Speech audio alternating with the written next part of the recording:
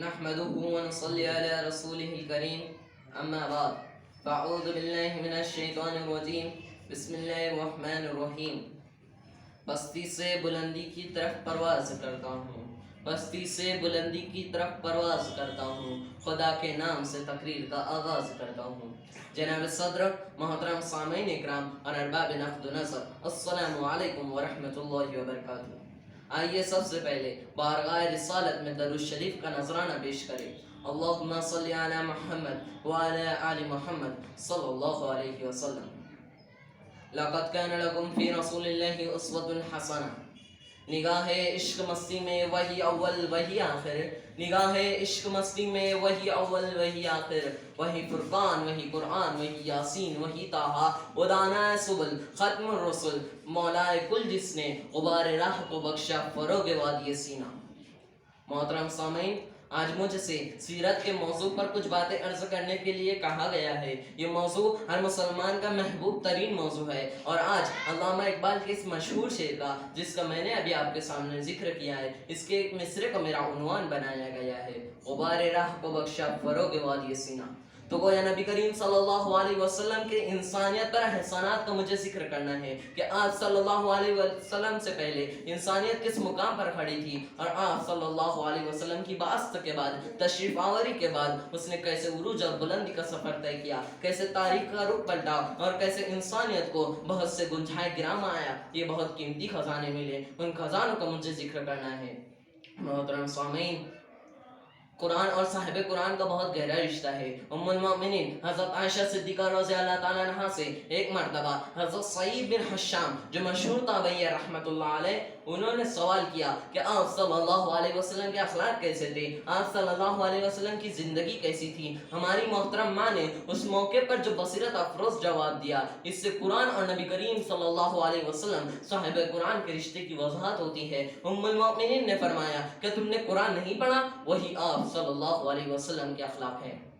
محترم سامعین، ایک سیرت نگار نے بہت ہی اچھی بات کہی ہے کہ سیرت کی بہت ساری کتابیں لوگوں نے لکھی ہے، عشق و محبت میں ڈوب کر لکھی ہے، تاریخی کی گہرائیوں میں اتر کر لکھی ہے. سیرت کی بہت ساری کتابیں ہمارے پاس موجود ہے، لیکن اس روئے زمین پر اگر سیرت کی کوئی بہتر کتاب ہو سکتی ہے تو وہ خود قرآن مجید ہے. قرآن مجید نبی کریم صلی اللہ علیہ وسلم کے اسوہ حسنہ کو بیان کرتا ہے، اور جو کچھ قرآن مجید میں ہے وہی نبی کریم صلی اللہ علیہ وسلم کی سیرت ہے.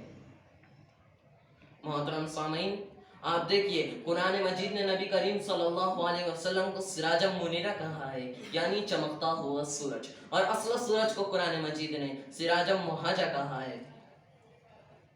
محترم سامعین، نبی کا اسوہ حسنہ ہمیں یہ درس دیتا ہے، نبی کا اسوہ حسنہ ہمیں یہ درس دیتا ہے کہ ہماری زندگی بھی قرآن کی تفسیر بن جائے. انکا تعالی خلق عظیم.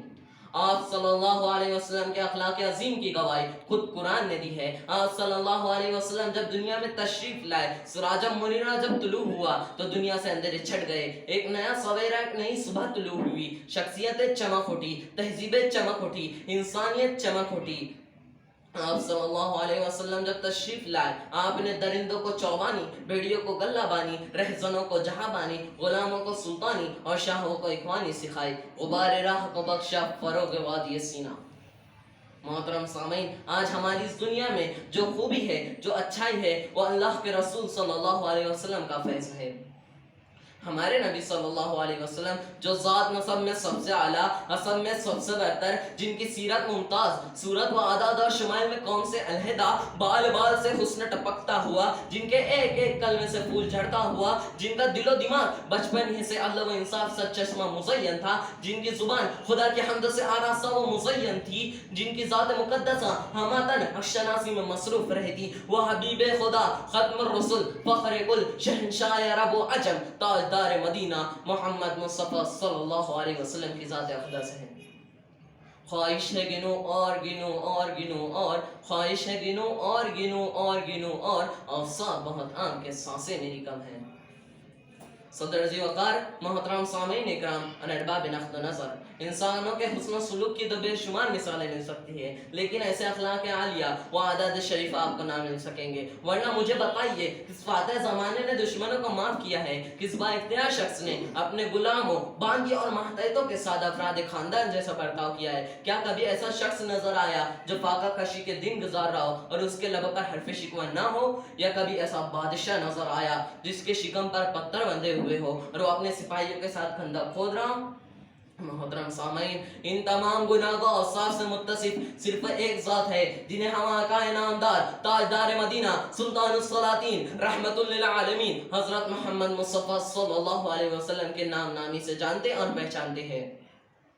آپ صلی اللہ علیہ وسلم کے اخلاق جمیلہ و اوصاف حمیدہ بیان کرتے کرتے صحابہ نے زبان بند کر لی، علماء نے قلم رکھ دیے، دشمنوں نے اعتراف کر لیا، اور دنیا کے مورخین نے آپ صلی اللہ علیہ وسلم کو دنیا کے عظیم انسانوں کی فہرست میں سر فہرست رکھے بغیر نہ رہ سکے۔